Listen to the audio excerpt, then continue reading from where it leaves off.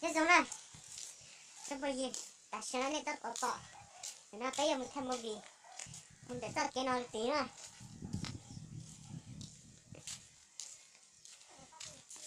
Thế này nó bị chim mơ liệu nó tôi nó bây thêm một gì á. Mình để tất cái nó hư. Đó. Cái tên nó nó này. Dùng thêm một gì á. Rồi gì xa.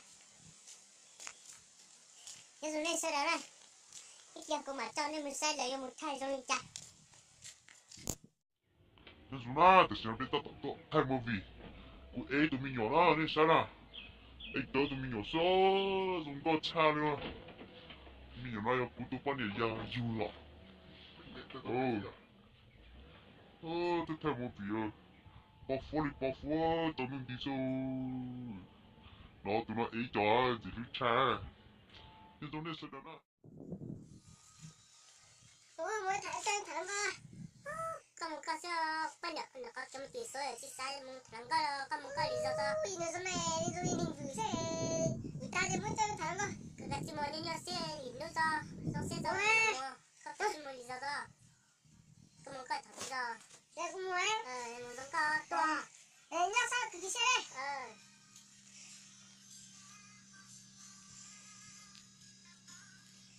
Ê bà qua.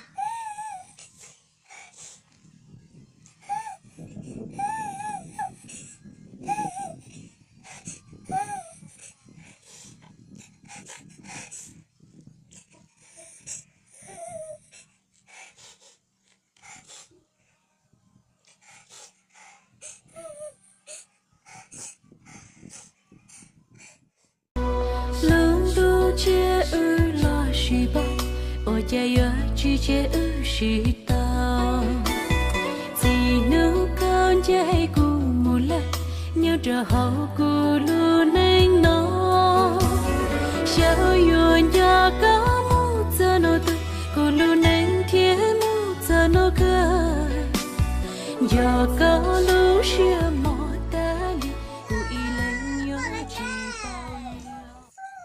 Mấy em chỉ sợ. Nhưng mà chỉ có dùng tơ thôi nha.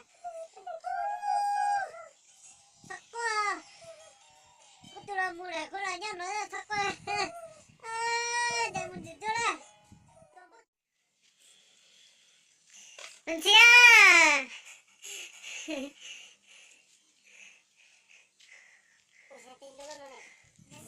Mình chia con được con rồi.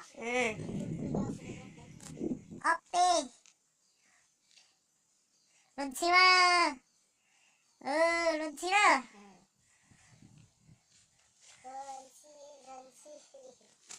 런치가 떨려해.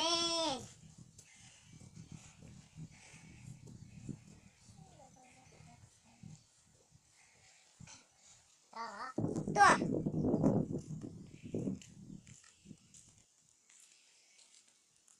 또 와.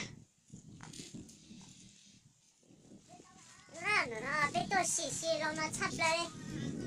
제라. 너나 차례 뒤져지려.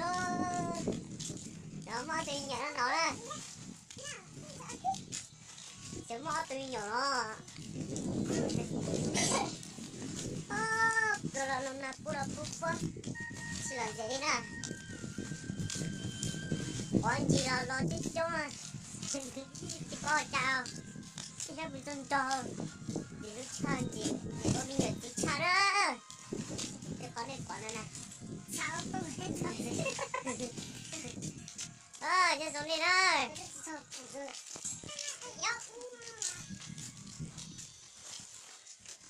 nó nè